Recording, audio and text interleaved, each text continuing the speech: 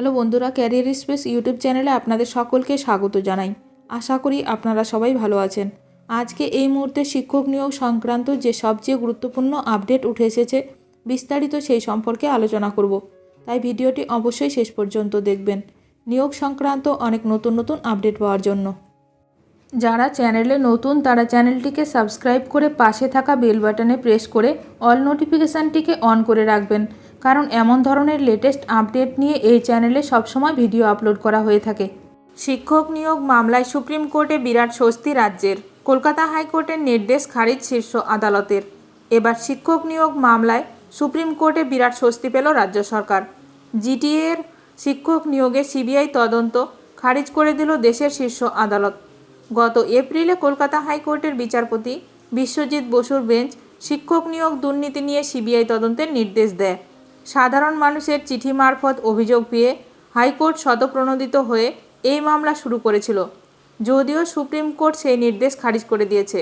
এই মামলাটি ফের কলকাতা হাইকোর্টই ফেরত পাঠিয়েছে বিচারপতি বি.আর. গাভাই ও বিচারপতি কে.ভি. বিশ্বনাথনের বেঞ্চ। বিচারপতিদের মতে হাইকোর্ট সিবিআই তদন্তের নির্দেশ দিতে তাড়াহুড়ো করেছে।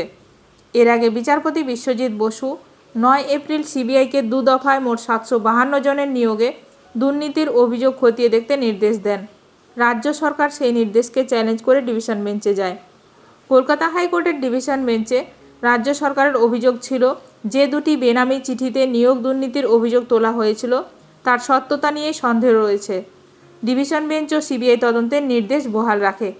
রাজ্য সরকার সুপ্রিম কোর্টে আসে। কোর্টে রাজ্যের যুক্তি, পুলিশকে তদন্তের সময় না দিয়েই হাইকোর্ট সিবিআই তদন্তের নির্দেশ দেয়। সুপ্রিম কোর্টের বিচারপতি গাভাইয়ের বেঞ্চ তা মেনে নিয়ে জানিয়েছে, হাইকোর্ট তাড়াহুড়ো করে সিবিআই তদন্তের নির্দেশ দিয়েছিল। বিরল ক্ষেত্রেই সিবিআই তদন্তের নির্দেশ দেওয়া হয়। এই মামলার অন্যতম আইনজীবী রৌফ রহিম বলেন, রাজ্য পুলিশ আগেই দুর্নীতির অভিযোগে এফআইআর করে তদন্ত করছে। জিটিএ এলাকার সংযুক্ত মাধ্যমিক শিক্ষক সংগঠনের কেন্দ্রীয় কমিটির মুখপাত্র মনোহর শর্মা বলেন, দুর্নীতি স্বজনপোষণ কি না বলা হচ্ছিল। আজ পাহাড়ের শিক্ষক শিক্ষিকারা খুব খুশি। ভিডিওটি ভালো লাগলে অবশ্যই লাইক করবেন। আজকের ভিডিওটি এখানেই শেষ করলাম।